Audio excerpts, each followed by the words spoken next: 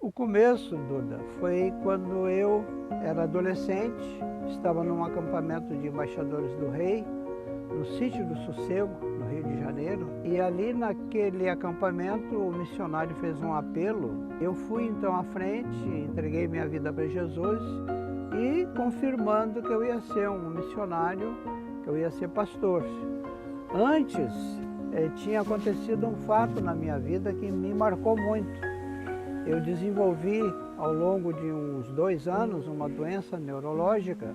Eu fui perdendo os movimentos do corpo, do ombro, das mãos. E quando fiquei no estágio assim bem frágil, no máximo da doença, e o médico tinha dito que eu ia morrer ou ficar aleijado para sempre, então a mãe chamou um pastor da Igreja Batista de Magé para orar em meu favor. Ele foi lá, orou na sala, eu ouvi aquela oração, estava no quarto, já 3 meses, não levantava da cama, mas escutei a oração e disse para Deus que se eu ficasse curado, ia dedicar minha vida para a obra missionária. Em 64 já estava ativo na igreja, eu era evangelista, eu subia aqueles morros para falar de Jesus. Porque o pai dele era juiz federal, ele podia ter sido advogado, enfim, ele escolheu ser um pastor, que não é uma profissão que tem uma remuneração muito alta, mas ele escolheu por vocação, né? Esse eu acho que é um exemplo, né, para mim e para outras pessoas. Assim. E ali eu fui desenvolvendo meu trabalho como evangelista, falava no Rádio Poste, era uma rádio que tinha nos postes da cidade, né? E depois fui para o seminário do Rio de Janeiro, é o maior seminário, né, dos batistas. Dali eu vim para o Rio Grande do Sul, como desafio missionário, para a cidade de Juí. Lá em Juí, então, nasceram esses nossos 4 filhos e ali fiquei 10 anos como pastor da Igreja Batista Brasileira de Juí. Depois eu fui abrir um trabalho novo, começar uma igreja nova, na fronteira com a Argentina, que é São Borja e do outro lado Santo Tomé. São Borja, que o pai pregava nas casas, né, porque não tinha uma igreja. Lembro do pai pregando embaixo da árvore. Eu lembro que era um trabalho começando do zero, missionário, e depois com o tempo eles conseguiram alugar um salão que era uma antiga funerária. E depois Deus foi abençoando muito o trabalho lá. Eles conseguiram construir uma igreja bem linda, bem grande. Depois Deus abençoou mais ainda, eles fizeram um centro comunitário. Lá tinha enfermaria, lá tinha curso de datilografia. Então assim tinha um envolvimento da comunidade com a igreja, foi muito legal.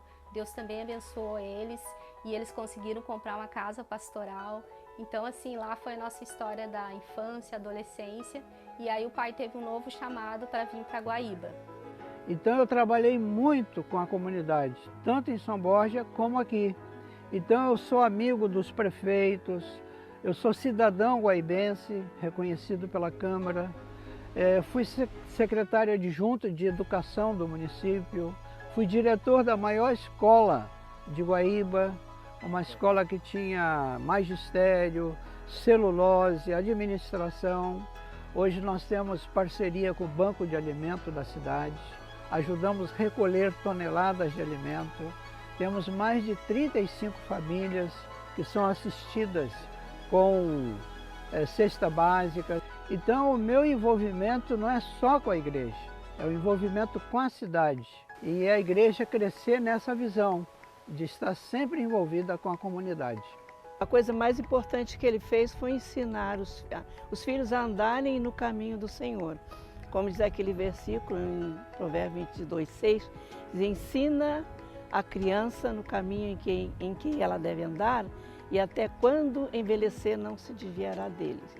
Então meus filhos cresceram nesse caminho e estão até agora nesse caminho, né?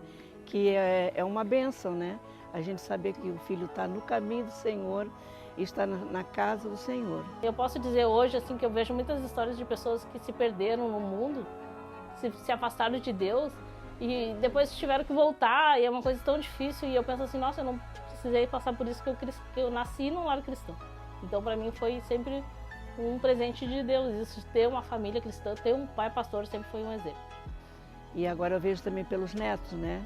Todos os meus netos estão no caminho do Senhor, que é uma bênção nós, como avós, né? Também ver os nossos netos nesse caminho que foi ensinado pelos pais desde pequenos. Meu pai deixou um legado muito grande. Muitas pessoas conheceram a Cristo, né, pelo seu testemunho, pela sua palavra, né? Isso é o mais importante, né? Ele é um pescador de almas, né? É um exemplo como integridade, fidelidade, honestidade. São essas coisas que dão base para a minha vida hoje. Quando eu tinha uns 13, 14 anos, ele ia na rádio, fazer o programa da Igreja Batista na rádio, e eu ia junto para tocar o violão, né? E aí eu achava que eu era um artista, que eu ia para a rádio junto com ele, né? E aí eu pensava que ele era também, né, uma personalidade. E nessa história de artista, de ser músico, teve um circo lá em São Borja. Eles descobriram que eu tocava e eles me convidaram para tocar no circo. E eu me lembro que eu fui tocar e tal, toquei a música do La Bamba, na época que era a música conhecida. E eu me lembro que quando eu terminei de tocar, parecia que um gancho me puxou assim, ó, sai do palco. Quem era? O pastor Gastão. Aí ele falou assim, cara, tu quer acabar com o meu ministério? Como é que tu vai ficar tocando num circo, rapaz? Tu tem que tocar na igreja. E eu não entendia naquela época, né? Mas depois eu entendi que era o zelo, né, pelo ministério. E ele foi um pastor que ele sempre buscou o evangelho, né? Nunca buscou holofotes nem nada, sempre buscando fazer a obra de Deus. Então, para mim, sendo filha de pastor, é um privilégio que a gente foi criado já num lar cristão e a gente acompanhou a história do pai, história de fé, história de luta. E foi um aprendizado para a gente, foi um grande privilégio e é um grande orgulho como filha dele, fazer parte dessa história dele. E a gente está muito feliz por essa homenagem hoje, que ele está fazendo o seu jubileu e essa história linda que ele construiu aqui em Guaíba há 34 anos. O que eu vejo daqui para frente? A vida você tem que ter propósito, tem que ter sentido. O sentido para a vida. A vocação, a chamada, isso sempre me foi muito claro. Eu sempre me lembro que se eu estou vivo, porque Deus me curou. E se eu estou aqui é porque Deus permite, me dá saúde para estar. E eu tenho essa intimidade muito grande com Deus. E agora é uma missão que eu cumpri, vou ter que agora cumprir outra, não sei bem ainda o que eu vou fazer, mas estou na vontade do Pai. E é um momento de transição na minha vida e bem alegre, bem contente, estou agora passando o cajado para um outro pastor.